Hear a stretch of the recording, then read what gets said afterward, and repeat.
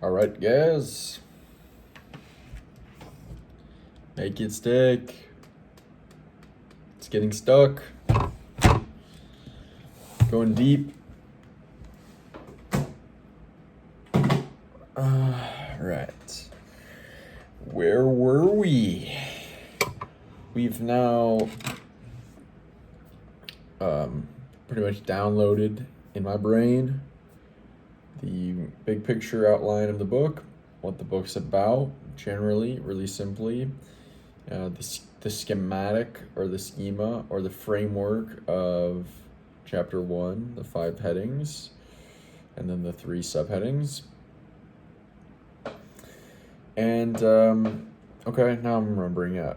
So we're reading a section right now within the first chapter called Claims We Make in This Book, and we've currently went over 9 claims that the authors make in this book. And do I really want to go through all 9 claims off of recall? Is that really worth my next 5 minutes? I don't know, man. I guess we'll do it anyway. Shoot. Maybe it's not worth the time.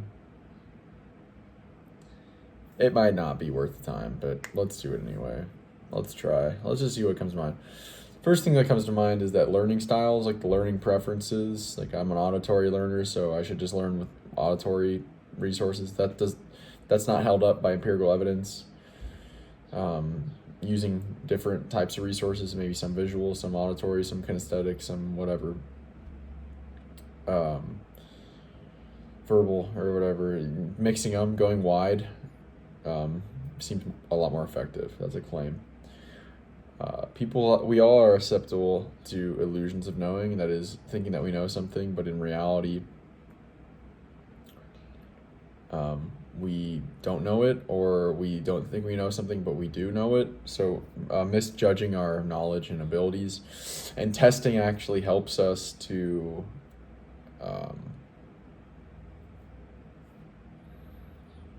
better calibrate that understanding of our abilities. Okay, there's a direct relationship between the amount of effort you put in and the amount of learning. So the depth of learning and the amount of effort is directly related. So the more effort, the deeper the learning, and vice versa. We're people. We are all poor judges, naturally, of when we're learning or not. When it feels easy, we're not learning very much. When it feels difficult, it feels like we're not learning. That is paradoxically when we seem to be learning the most. Rereading and massed practice of a skill are the preferred methods in all domains. It's like the natural preference for people for learning, yet they appear to be highly ineffective, and that, highly ineffective, and that, I think that is the claim. Retrieval practice, on the other hand, is much more effective than rereading or reviewing notes. Okay, that's 6. What do we need? 3 more?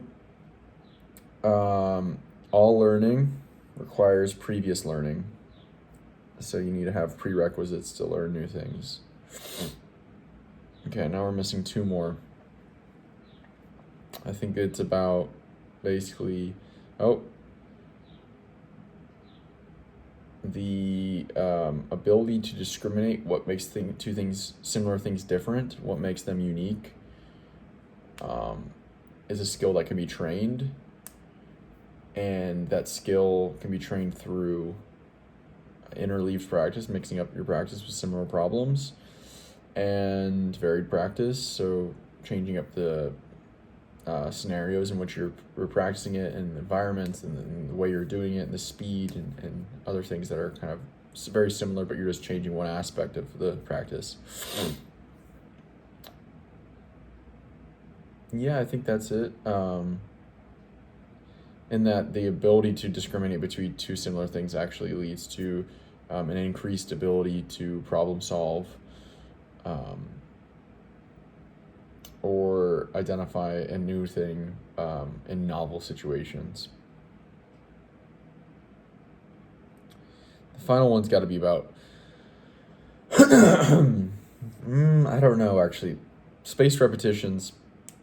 So spacing retrieval practice, interleaving retrieval practice actually makes it feel more difficult and seem like it's less effective, but in reality is actually exactly making it more effective. And that's why retrieval and spaced repetitions are more effective than massed repetitions. So was that, oh, we're at 11.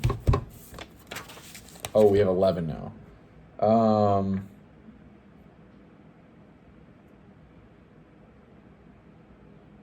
Oh, there's a long one, elaboration.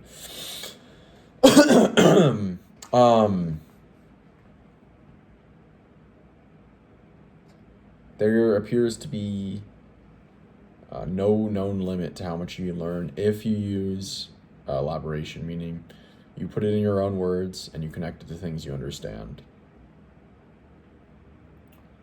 Okay, that's 10. What are we missing? Okay, got those. Got it.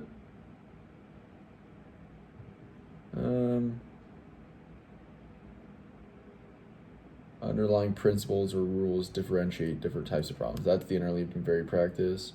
Learning principles or learning styles, yep. Oh. Trying to solve a problem before learning how to do it actually increases the depth of learning once you do learn it, even if you make errors, and probably because you make errors. So that's 11. Okay. Was it worth my next 5 minutes? I don't know. Well, we did it anyway. And now we are pretty close to finishing up this claims the authors make section. So let's see if I can just go ahead and finish these out right now. All right, guys. The first section is complete. That feels good. That feels really good. Okay, so three more, right? There's 11. We went over 11. 3 more claims the authors make, okay?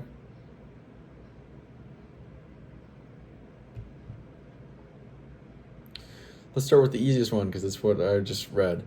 Basically, they're saying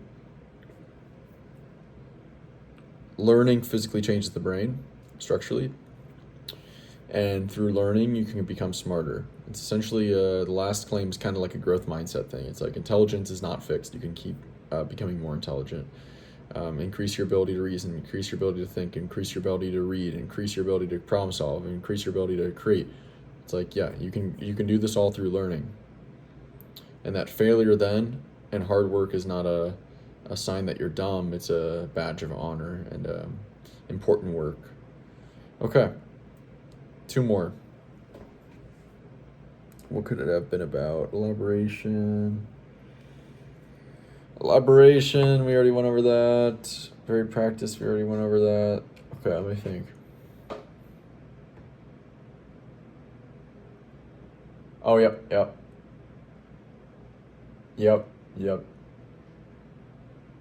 Okay. Another one is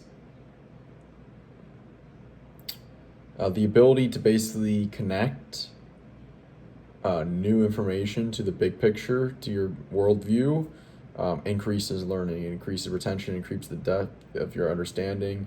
All the aspects of learning increase if you're able to take something you're learning and connect it to the big picture of like, this makes sense in my worldview, like this is where it fits in, whatever it may be.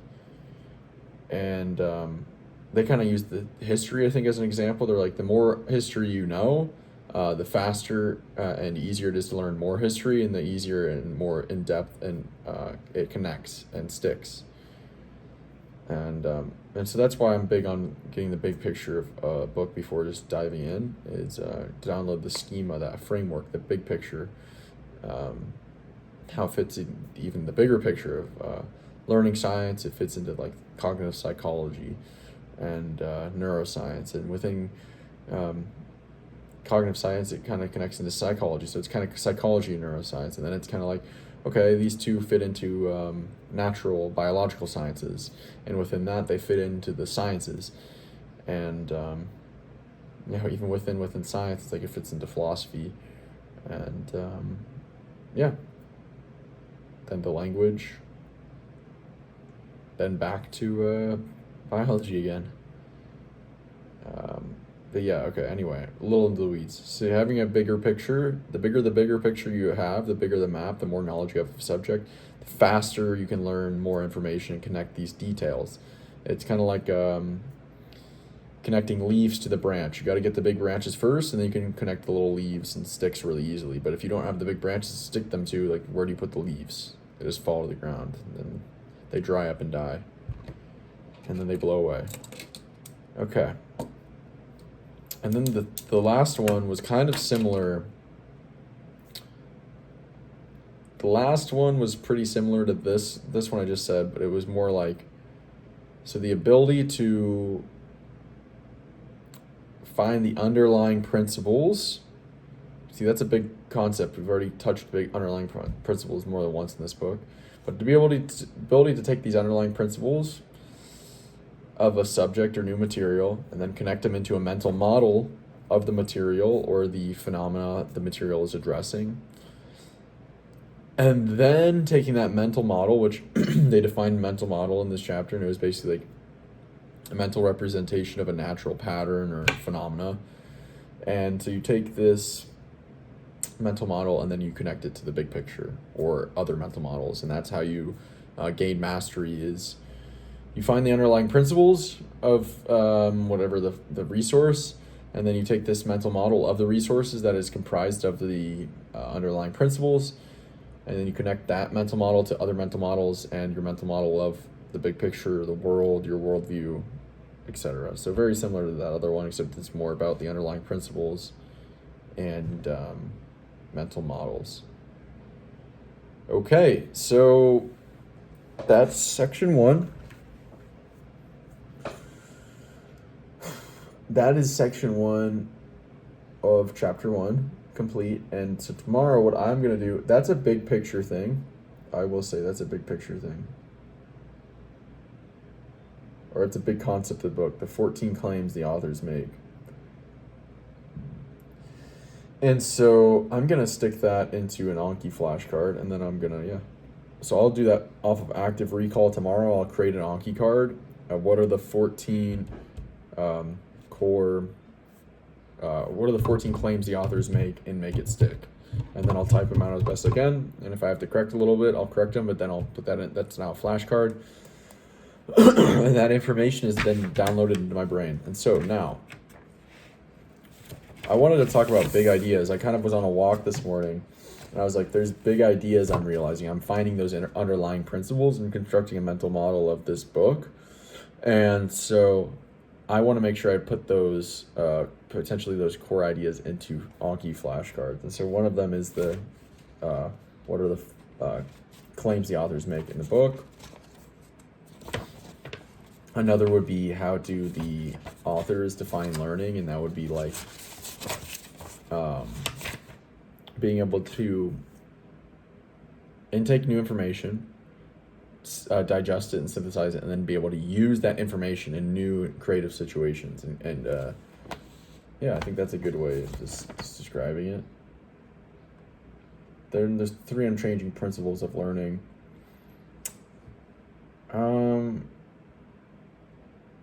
I don't know if that's really necessary to download.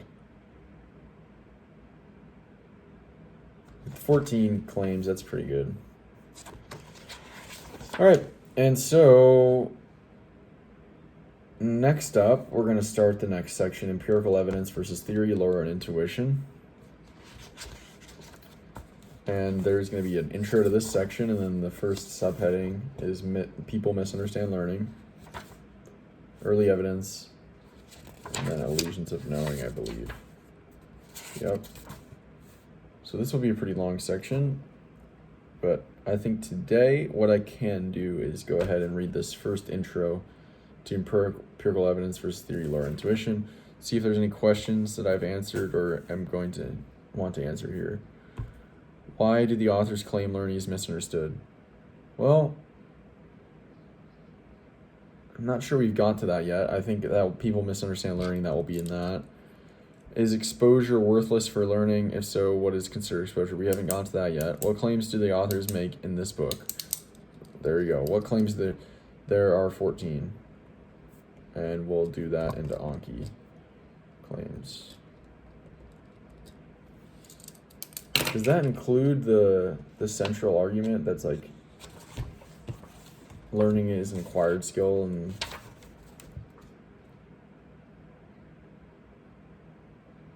learning is an acquired skill and most effective strategy are often counterintuitive. Well, we said you can learn more. That was the kind of the last one, was you can continue to learn. Learning changes the brain, you can become smarter. I would even put that as a 15th. Learning is acquired skill. That was the third immutable aspect of learning, but I would say we can throw that in as 15.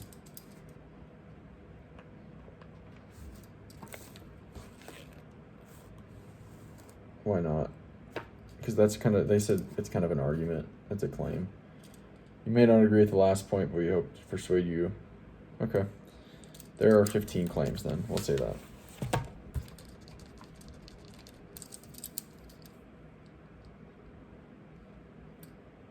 But that is also a central argument of the book. What is the central argument?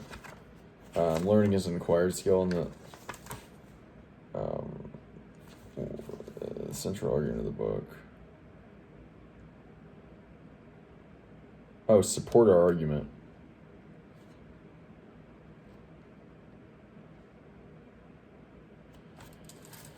Okay. We're going to say, no, that's not a 15th. We're going to say there's 14 claims that support the central argument. What is the central argument? Learning is an acquired skill. And what is the central argument of Megastick? Okay, so tomorrow we'll input the answer to this as what we just said, and then the 14 claims. We'll also input that into Anki. How and why do people misunderstand learning? We'll get to that really quick. That's very similar to the other one. What are the main points / big ideas of this chapter? Well, there we go. Okay, we'll say central argument.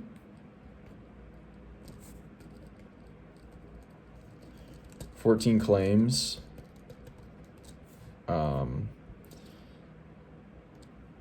How the authors define learning.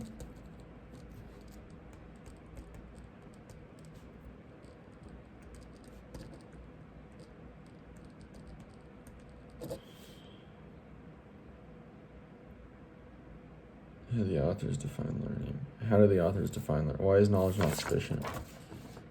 What is the optimal speed of learning? When is the... okay, this is a bigger question. Here's another one we'll input tomorrow. How do the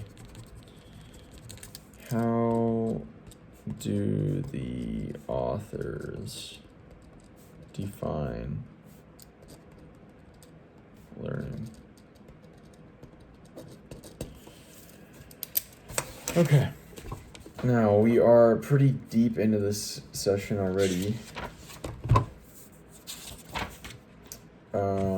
Can I start the next one? Should I start the next one?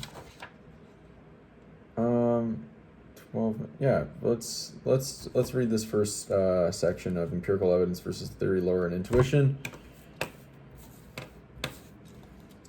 What is this section about?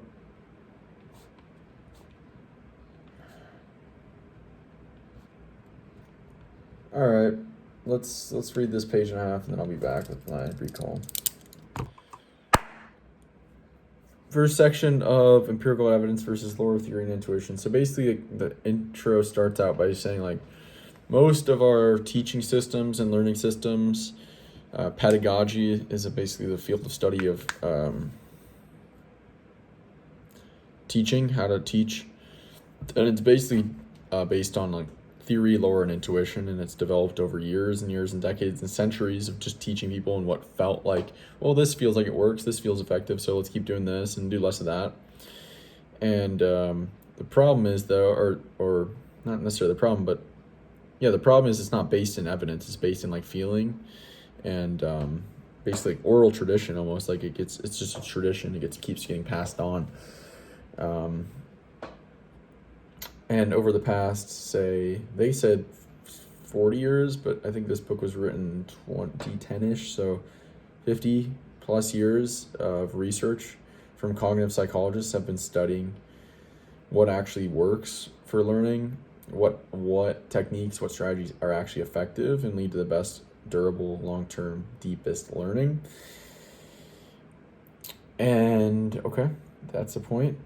Then it gets into kind of like what fields of research and what type of scientists are involved in this learning science. And they kind of talk about cognitive psychologists first, and cognitive psychologists study the mind, but not just the mind, that's just psychology. They study how the mind works. I guess that kind of makes sense. It's like cognitive psychology, like how it's like how the machine works, essentially. That's kind of how I think of how I'm thinking of it, like cognitive machine. Like how do the cogs turn and stuff, cognitive psychology. Then they talk about developmental and educational psychologists. They're both involved in this learning science and what's the most effective education and learning techniques and strategies and ways of teaching and structuring school systems. And then you got the neuroscientists, and they kind of are like, I wouldn't say it's a diss, but it's like, yeah, well, neuroscientists, we're still a long way from understanding how science applies to learning. Essentially, that's kind of what I got. And I'm like, it's 2025 now. It took about 10 years and we've gotten a lot more data on neuroscience and learning now. So maybe that's why when I listened to Andrew Huberman podcast a couple days ago and really studied that, I got such a different take on learning. So different than this book. So a little concerning, but maybe it's not that one's right or wrong. It's that I think it's in different contexts, learning different things.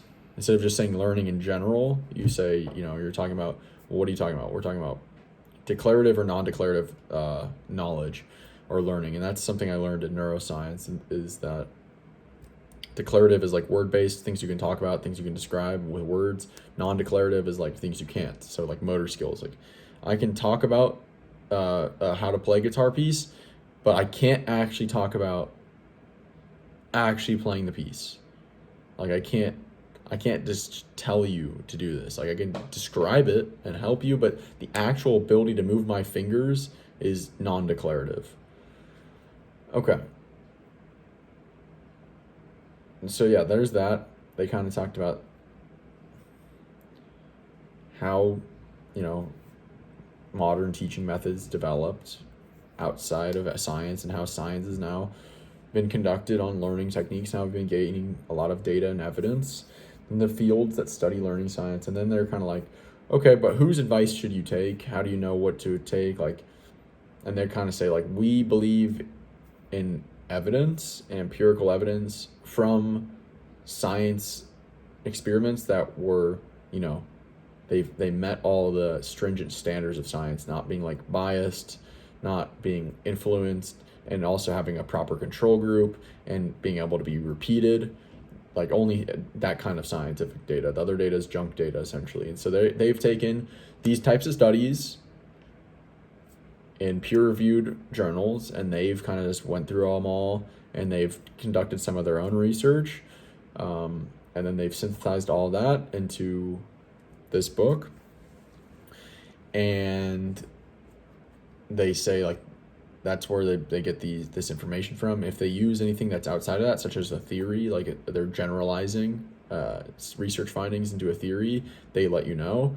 And also they use stories and anecdotes to kind of illustrate the evidence or illustrate the findings and how it makes sense in like a real world contexts.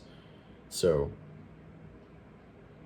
yeah, that's kind of more of how this book's structured. I mean, it's still chapter 1, so that makes sense. But there we go. That is whatever day. I'm not even counting days. It doesn't matter what day it is. Day 4, day 5, day 10, day 2. It doesn't matter. But we're now on page 9.5. We've answered a couple big questions. Found some core concepts of the book already and answered them, and I'm gonna throw those into Anki tomorrow. Active recall those. And yep, I'll talk to you guys tomorrow.